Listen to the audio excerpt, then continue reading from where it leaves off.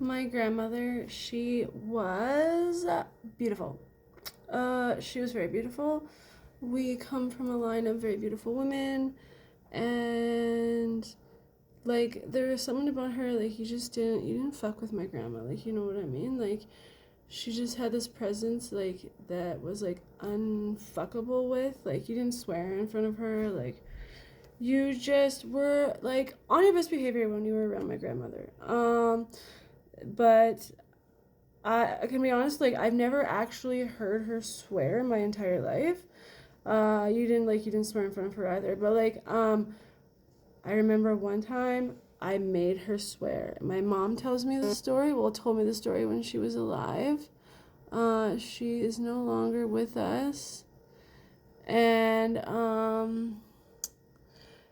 like neither is my grandmother. Both rest in peace. But when I was a little kid, my parents had split up. I remember the day like it was yesterday. I'm actually writing about it in my book right now, which is kind of like why I like brought it up. But yeah, I lived with my parents until I was about 5 years old. We lived in Yubo. You know what's interesting about Yubo is it is the only town in the country to still have a bowling alley that has the pins put up by humans, right? It's like kind of the job that you used to have when you were, oh no, I lost my earring. Uh-oh. Like the job that you had when you were like a teenager, right? So, if you lived in Yubo. Oh, I like those ones, but oh well, whatever.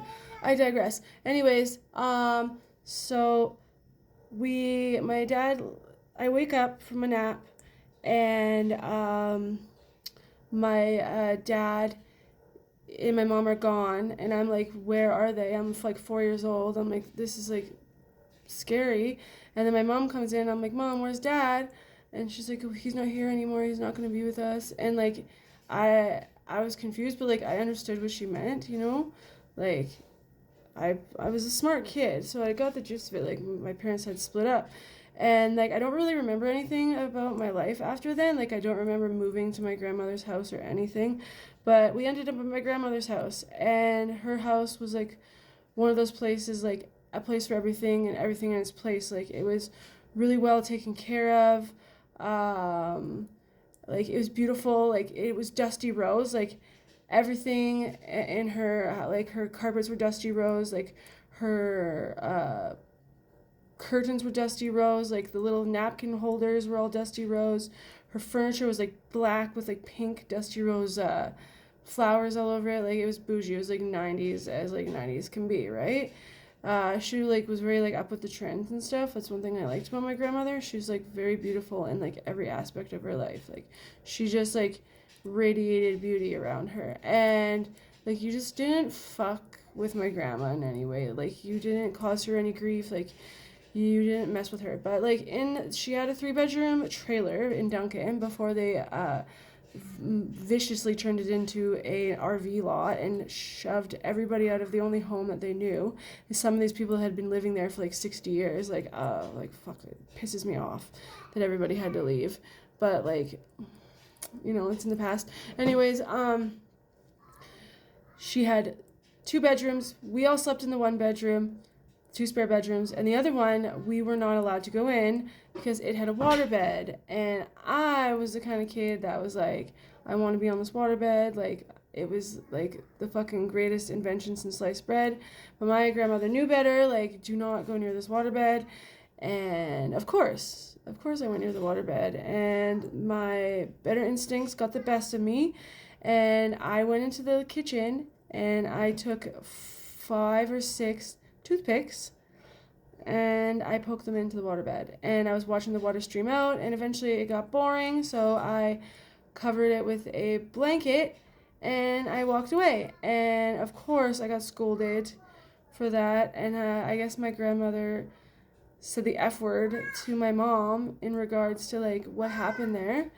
And I ended up getting in a lot of shit for that. But that was one of my little hijinks that I did with my, like, when I was little. I was one of those kids, like, I was so intelligent that like I couldn't get bored, because if I was bored, I would destroy something out of like curiosity. But it was not because I was like being malicious. It was because like I was curious about how things worked, and I like to understand how they work. But because my parents were just like so, like, I wouldn't say stupid, but just such low effort parents, they couldn't see that like their child was like smart, and I would be constantly scolded just for like what I consider to be curiosity, not misbehavior, you know? But it was what it was.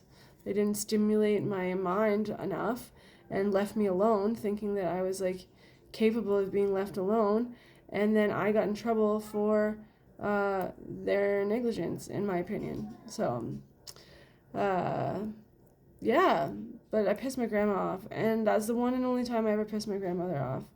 I felt bad about it to this day. Like, I always wanted her to like see like the best in me, and like I don't know, you didn't look bad in the eyes of my grandmother. That's for sure. I miss her to this day. She's a beautiful lady.